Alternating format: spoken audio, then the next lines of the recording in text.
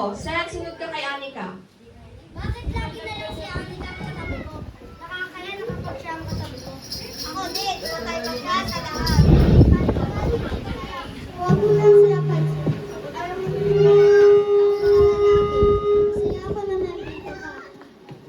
Salamat, Bershais. Isa ka sa mga kaibigan ko na meron ako. Kasunod ni Mutun.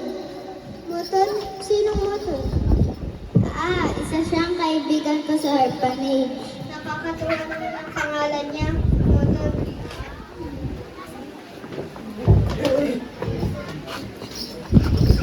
Okay, buksan ang iyong mga songbook sa page.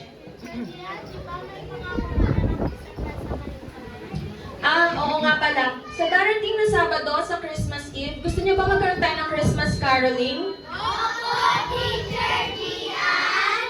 At dahil ang Pasko ay panahon ng pagbibigayan, kinakailangan ng bawat isa sa inyo ay magdala ng regalo na pwede ninyong ibigay sa inyong mga kaibigan.